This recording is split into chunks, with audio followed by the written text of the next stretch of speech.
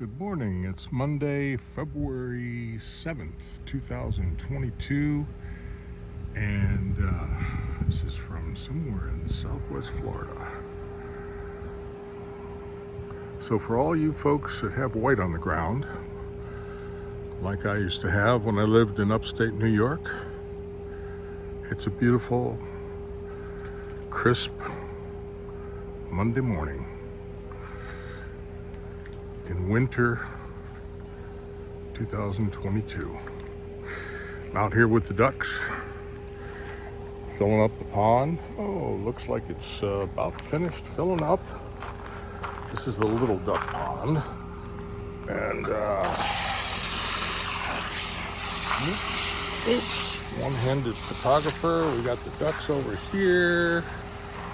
This is cheese and quackers. And well, they went in, but they usually like to have a little shower. They're having their food. Let's see if I can do this. Use my legs. Turn this off. But yeah, it's a beautiful day. Thought I'd take a little walk around the compound. We get 2 eggs a day from our little ducks. There they are. Today's delivery. And it's cheese and quackers. And let's see. It is winter in Florida, so the frangipani tree doesn't have any leaves on it. I'll be cutting this back to force it to produce shorter. I'll cut them off right about here, all the way around, and I'll grow those whips into new trees, and plus it'll produce anywhere from 2 to 3, sometimes even 4, but mostly 2 to 3 new branches where I make the cuts. And this is 2 trees. This is actually one white and one pink. So that's a good combination. We've got, looks like some of the first flowers of, this is lemon tree, and that's an orange tree. And these are some coconuts that I'm in the process of trying to germinate. Here's my one of my favorite pieces. This is a huge banyan bonsai.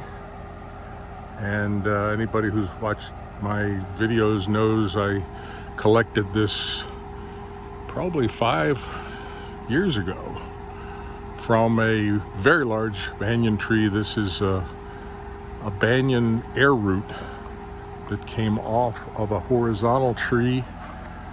It came off of a horizontal branch under a big banyan tree. I'm fooling around with it.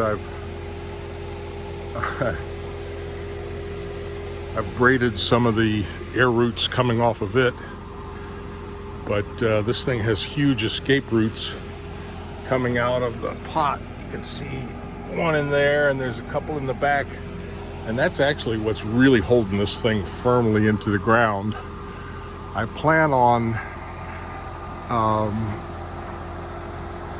either cutting these and rooting them with rooting hormone in dirt, or I might just air layer this, because I saw a really cool video from an Indonesian guy who takes like maybe 50 of these long whips, and basically after they've been rooted, he binds them together in a teepee, kind of a teepee like thing, and grows them, infuses them into a really cool bonsai tree. But yeah, ducks are eating What else is going on here? It's a dry season, and this is the littoral shelf to the pond out back here. Way in the distance, there's a pond. And this will fill up once it starts to rain and come up to where you see the grass or weeds. Actually, it's a type of grass called Bahia, which is closer to a weed than grass. Let's walk around here a little bit.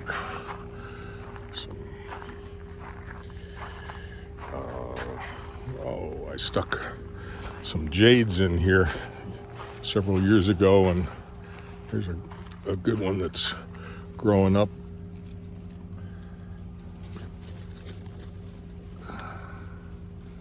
Up and over this rock and down the rock hill. Got a lot of things actually in bloom right now.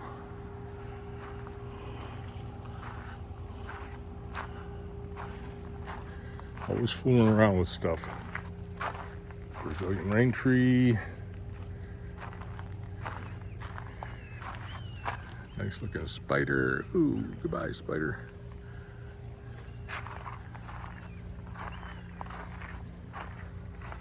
One of the world's oldest ferns.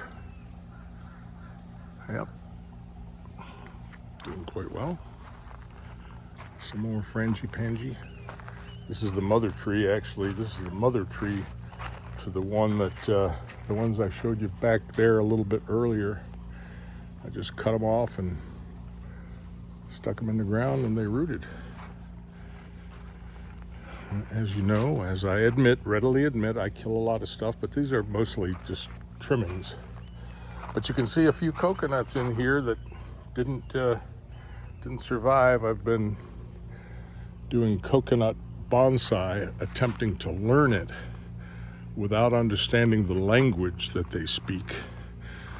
Because I don't know anybody, I have not yet found anybody in the United States that does this coconut bonsai stuff, where you take a coconut and you reduce the leaves using scalpels and so forth and so on, and I'll show you that in a second. Cut back this sea grape a while ago, just starting to put out new leaves, and while it's not filled with leaves, you can see the trunk down here. I did a lot of work. I did some dremeling and burning and so forth, just to kind of give the base some character. But the most of the character will be as I trim it, and I've got to transfer it to a nice bonsai pot. Got a lot of stuff I'm working on. This is my favorite,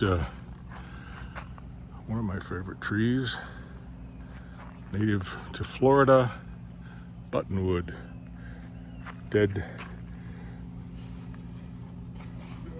deadwood section. Actually, you can kind of hear it. It's even hollow. I've got some ants living in there. Once in a while they pop out and say hello. But this guy's doing really well. I just repotted it and kind of trimmed it back, gave it a little bit of shape, and we'll see how it leafs out when it starts to push out in the next 6 weeks maybe.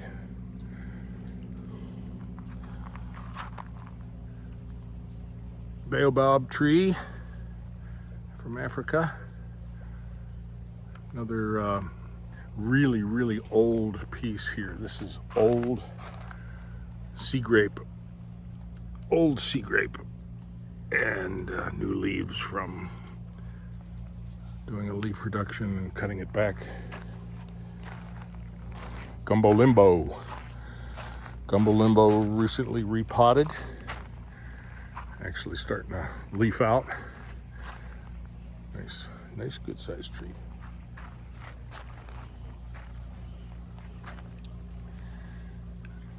There is This was Pat's, this friend who died.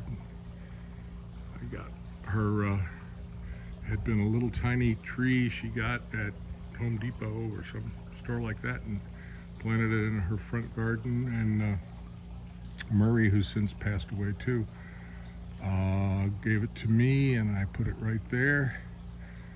That is a Madagascar palm, and that produces a ton of seeds, and they germinate like crazy.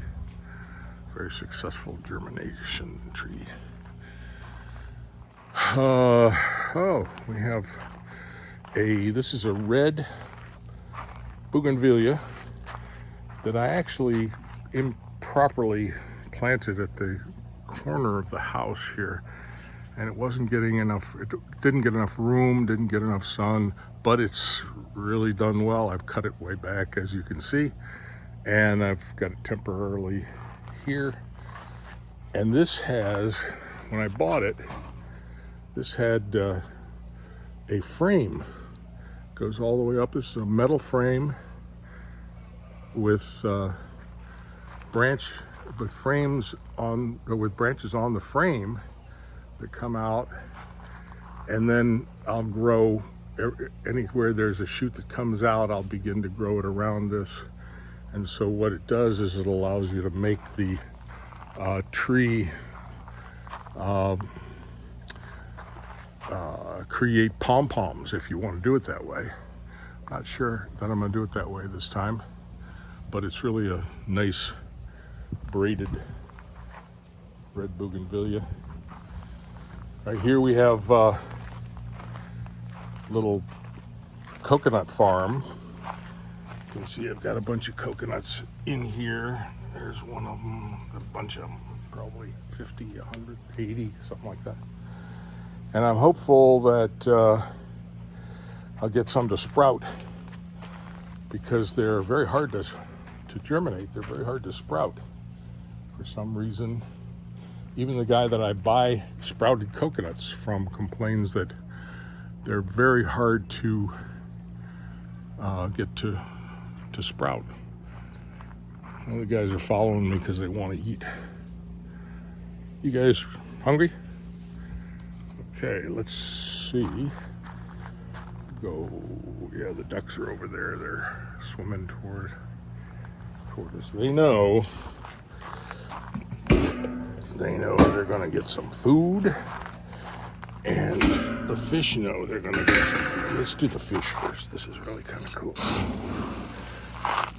This is floating catfish food. We have some catfish in here, some walking catfish. This is another sea grape that I'm training to look kind of like a spider or an octopus. I can see some of the fish. They know we're here. I'm here already to feed them. In fact, I see a bunch of them. Let's see. There they go.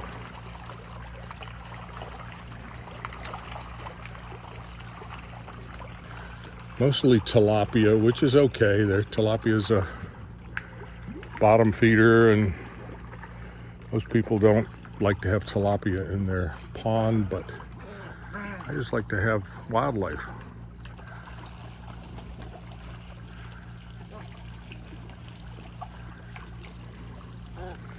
Yeah, you guys want some too, don't you? Believe it or not, they like to eat the floating catfish food too. It's one of their favorite foods. But the ducks out there. Okay, let's get rid of these guys because they'll. All right, here we go. Come on. There we are. So those are Ibis. And they'll come. Oh, here we got one coming in from a distance. Yep, they all know. And meanwhile, way over there, we've got the mottled ducks, and there's a mallard in there too. Mottled ducks, and we also get whistlers. They're not here today. I don't know why. They come sometimes, and sometimes they don't. They like the cracked corn. Here we go with the cracked corn. Oh, good morning. All done. Oh, you're all done? Yep. Okay, I'm doing a video for YouTube. Nice. Oh, there's a big turtle in there. And here we go. Now the ducks will end up, they're very skittish, and they'll come on over and have that corn. So I'm gonna go into my workshop and show you a little bit about the, 1 second, Andrea, be right there. Bunch of other stuff here. This is a sea hibiscus and a bunch of other stuff here. But, oh, this is a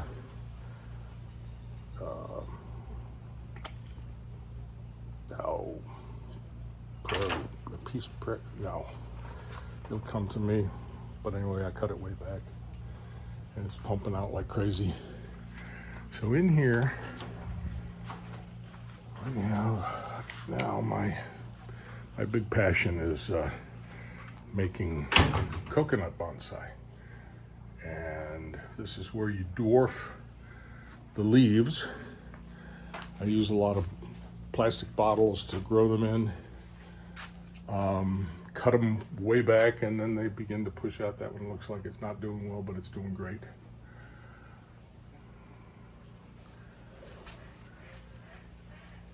I'm learning to do this by watching videos on YouTube, all from Indonesia, because I haven't found anybody anywhere in the world, actually, or at least that posts on YouTube.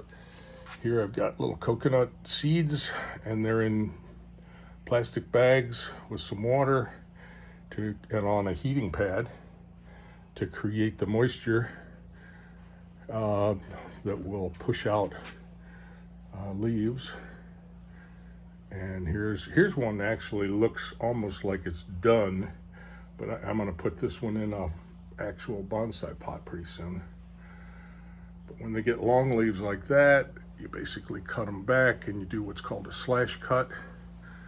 And here's a big one actually that I've done a slash cut on, and this is just leaf coming out the top. Here are a bunch more seeds that are in plastic bags with water, creating the moisture. Here's one that I cut back just yesterday. This is a young plant, and all this stuff is called cutting the rose, or rose cut. So in order to dwarf the leaves, you slice down all around the perimeter like this. You slice all these down, and over the next few days, couple weeks, as they dry, you peel them back, and that forces the leaves to stay small. So that's a process of dwarfing the leaves. Growing a tower version of, why have I forgotten the name of this damn thing? I do this all the time. Same thing as was out in front, that big thick one. This guy I was worried about, but he's gonna be okay. He's pushing out a new leaves. All these will get a lot better than they look right now. So anyways, so the coconut bonsai is the thing that I'm really into right now. And of course, I'm sure that'll change because I go through various iterations. This is the coir. This is I separate the coir, which is the inside fibers inside the coconut, from the pieces of the surface. This is the outside shell, and I use that for various things. I make my own mix of soil. I'm growing some ferns there. Ferns? Algae? No. Whatever that stuff is I grow. 75 years old, and yeah, memories, watercolors and all that got a lot of equipment that I use. A couple different kinds of knives, scalpels. I like this one because this makes me feel like I'm in New York City. Look at that. Don't worry.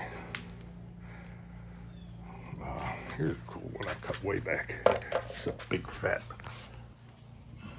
guy, cut way back, and he's starting to push out leaves at the top. One more little section, I'll show you, and then we'll be done. It's longer than I usually take because I know people get bored. Coconuts all over the place. This is a type of citrus. Working on a ficus there. Cut some. Here's a ficus that I pulled out of a bar that they weren't taking very good care of it, so I'm turning that into a nice little bonsai.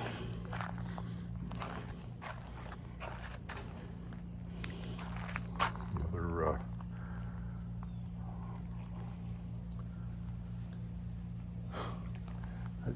I just said what it was before. I can't remember the goddamn thing. Madagascar palm, braided. And then it's kind of the hospital and germination area. And recovery. Got some things I'm working on. This is a cool piece. I've shown you this before. This is a air root right here to this ficus tree that was originally, this is the original tree right here, and then I put out an air root and I potted the air root, and so now that tree, that one tree, is in two separate pots. And then I've got some more stuff going here. This is all coconuts that are sprouting, some of them just barely pushing out a little sprout, and some of them pushing a little harder. So I'll be working these up. So there you go. That's a little tour of the neighborhood. Got some Buddha belly bamboo. So there you go from sunny Florida. The 7th of February. Bye-bye.